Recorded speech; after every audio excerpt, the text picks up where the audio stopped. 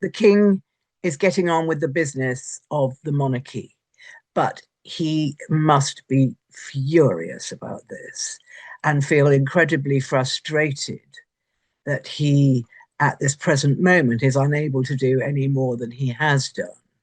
He apparently had strong words with his brother, who was very reluctant to put his titles in abeyance.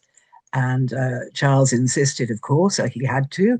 I mean, he's not really protecting his brother, he's protecting the reputation of the monarchy. And unfortunately, it seems to me that it's all rolled into one, and people judge the monarchy on the way members of the royal family behave.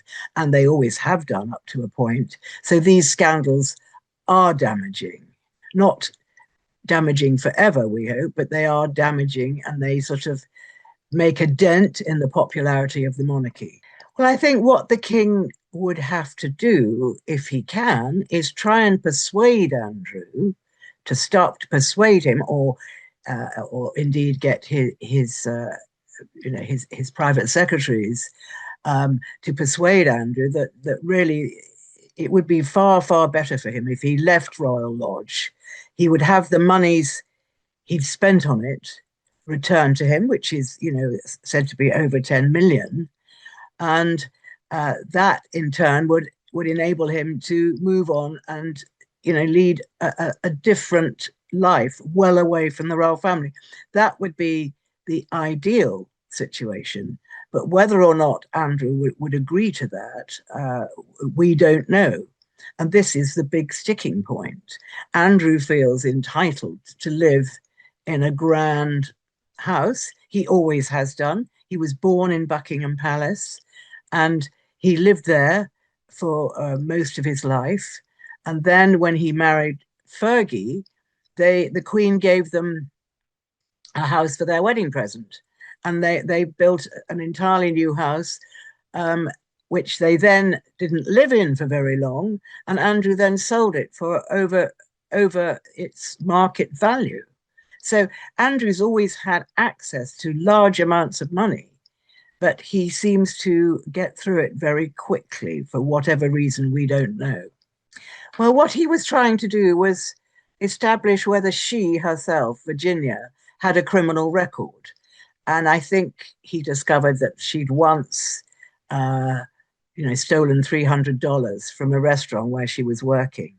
But protection officers, and I may not be correct on all this because I'm not privy to exactly how it works, but only what I've been told is I think they are there to protect the incumbent. So they are there to protect Prince Andrew. And I don't think, although I'm not sure, that there would be anything wrong in him saying, this particular person is trying to destroy my reputation. Could you check about, if they are indeed a reliable witness? And if Giuffre had a criminal record, she wouldn't be a reliable witness. It's a very complicated web. We must remember that Andrew is still denying that anything ever took place.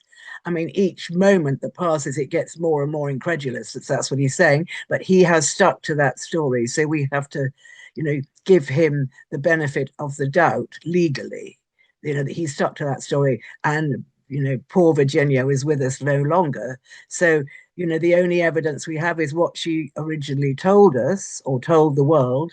And then her new book, which, comes out this week, that is the evidence. So what Andrew was trying to do way back then was to say, this is the evidence of a girl who has a criminal record against me, who, is a prince of the realm, if you like.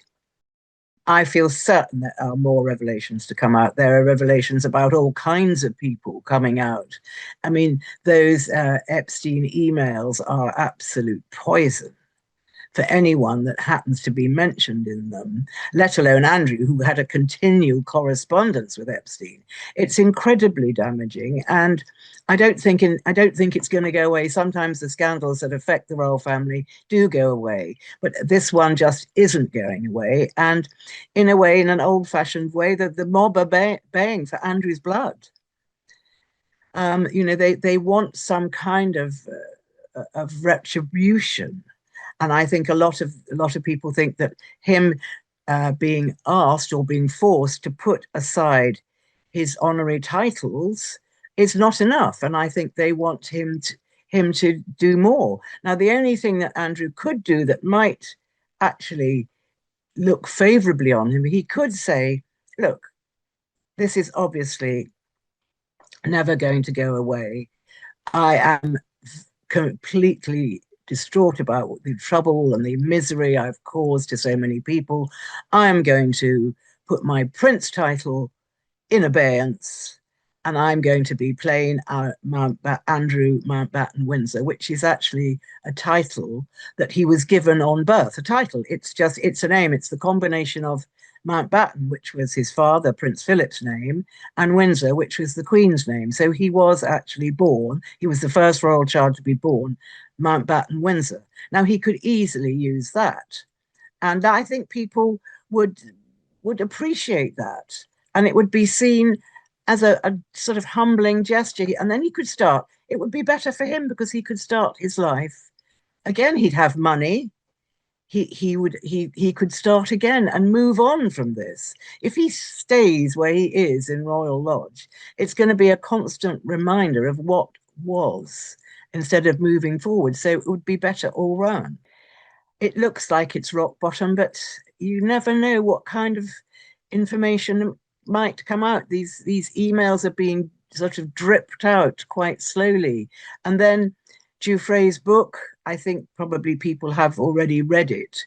So the worst is already known. But it's just the whole emphasis of Andrew is completely ruined, regardless of whether he happens to be, as he says, innocent or whether he happens to be guilty.